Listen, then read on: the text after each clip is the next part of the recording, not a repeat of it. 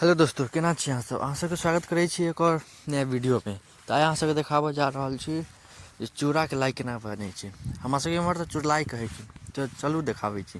एते पानि लऽ लेब और ई तेल नहीं छै, पानिए छै।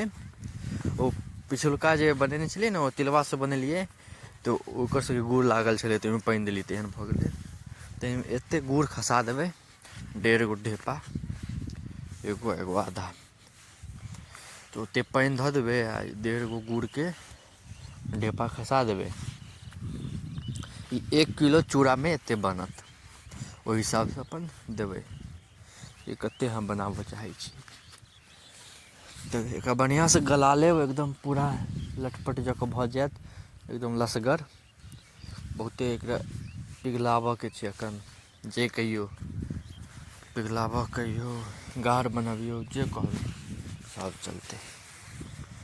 और कनिक जोरऽ दियौ जे लटपट और होइ, और कनि गाढ़ बनै, और हुअ दियौ कनि। पिछलका वीडियो सब देखेने हैब, ओहने सेम बनै छै जेना तिलवा लाइ सब बनै छै। देखू लटपट भऽ गेलै। आब एहिमे एकरा उतारि कऽ एहिमे चूड़ा खसा देबै।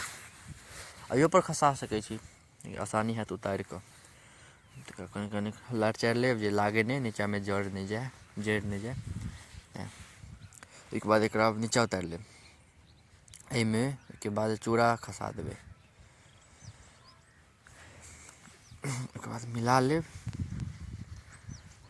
चूड़ा खसा लेब, बढ़िआँसँ मिला लेब जे पूरा गुड़ एहिमे लागि जाय, जे आसानीसँ सब गुड़ निकलि जायत। नहि तऽ ओना निकलत नहि, खोखोरबै तैयो नहि खोखरायत, सटि जाइ छै ने, नहि खोखराइ छै, सबमे सटि जायत। तऽ बढ़िआँसँ मिला लेब, एकदम बढ़िआँसँ ऊपर नीचाँ सब जगहसँ मिला लेब। ओहिके बाद बोरा पुझैल लेब, पूरा एहिमे का लोहियामे का निकालि लेब बढ़िआँसँ। तऽ बोरोपर मिलाबऽके रहै छै, बोरोपर बढ़िआँसँ एकदम मिला लेब जे एको रहि नहि जाय।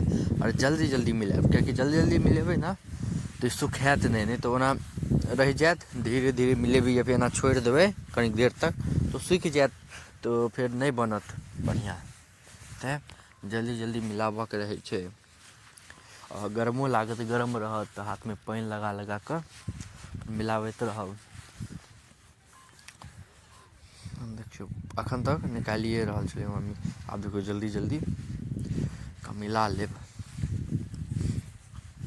कनि कमे चूड़ा देबै, 3 पौआ सब देबै तऽ कनि मिठगर बनत और कनि बढ़िआँ बनत। जेना अहाँ खा सकी, खायवला रहै छै लोकसब, ओहन हिसाबसँ बनाबै छै, मिठगर या फिर कम मिठगर।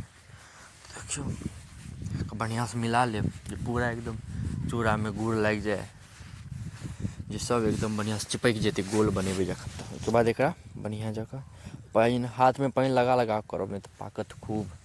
तऽ ओहिके बाद फेर एकरा शिवलिंग जकाँ थोपि थापि देबै, जे अन्दरमे एकदम बनले रहतै, सुखाइ नहि जा तक लाइ बनेबै। तैँ एकरा एना थोपि थापि दै छै लोक। ओहिके बाद फेर एकरा गोल जकाँ बना कऽ एकदम जोर जोरसँ दाबि दाबि कऽ गोल बनायब, जे बादमे मुँह नहि खुलै।